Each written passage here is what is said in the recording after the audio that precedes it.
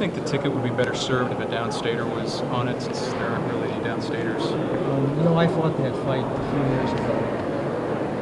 I had Barack Obama against us. I didn't make out so well. Mr. Speaker, is it your position that you need to have a tax increase this spring session to right the budget situation? I'm prepared to work with the governor and David Vaught, the budget director, to determine what we need to do to continue to provide appropriate level of services to the people of the state of Illinois.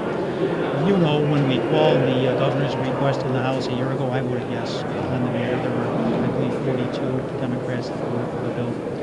But again, you see, it takes me back to the non-participating dropout Republicans. And so if you look at the history of income tax increases in Illinois, I don't think there's ever been any income tax increase that was just one political party.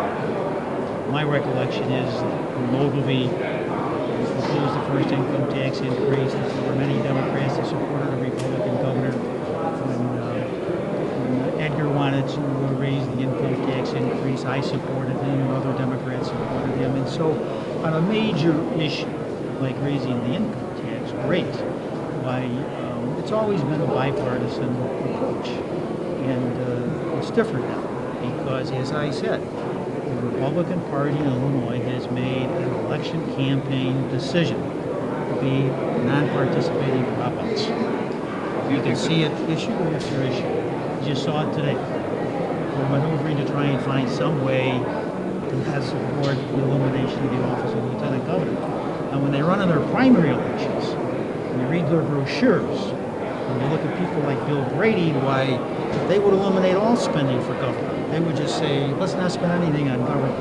What about get opportunities to eliminate $2 to $3 million in expenditure by non-participating dropouts? what about leadership? In all due respect, you got the votes, do the right thing, pass a tax increase.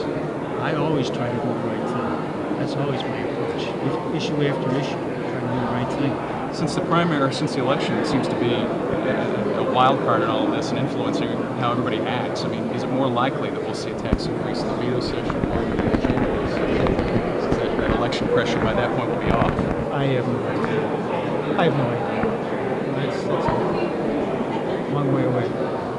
Mr. Speaker, the governor's already come out against abolishing the office of lieutenant governor. Is he fighting with the legislature too much to be a new governor? I wouldn't use the word fighting.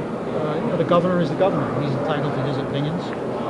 And the fact that there's differences of opinion among the governor and members of the legislature, including Democrats, that's to be expected in a democratic society. I mean, with you not poised to push ahead with the tax increase just on a Democratic roll call, I mean, what is the message to the social service providers, to the school districts that are laying off people, to a whole state that's in misery now, that's they look here and nothing's being done? Well, there's plenty of members of the legislature they could talk to. They could talk to the non-participating dropouts if they can find them. When you're a non-participating dropout, you work not to be found. Now, let me ask one other question. It's difficult to find them.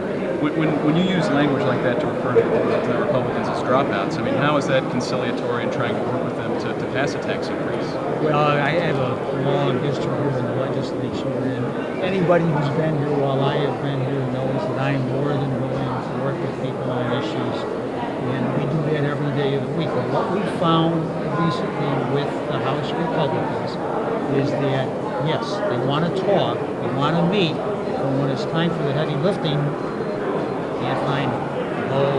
Can't be there today. Will you consider bringing Kellerton's proposal 174 up for a vote? 174 was polled in the House Democratic Caucus, and they got 37 votes.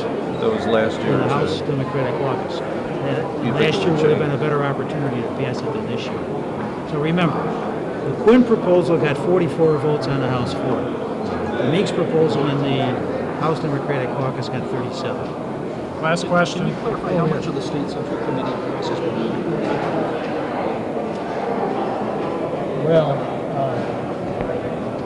I'm trying to think of what not be open. You mentioned that they would come before them and the candidates would come before them, and that would be public. Deliberations, I assume, would not be. They would kind of Well, you see, there'll be, current thinking is that there'll be at least 2 days. Day one would be a hearing day where people would come in and present their credentials. Day two would be the vote. The vote will be an open vote. Will this still be on the 15th, or are you looking at an earlier date? There's no date selected. No date selected now. The 15th is a day that we've identified to organize the state committee.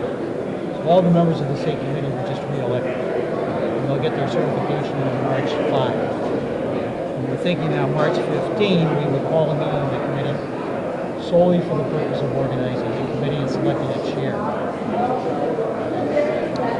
That's not the day that we would do a hearing on credentials or paperwork. Thank you. Thanks.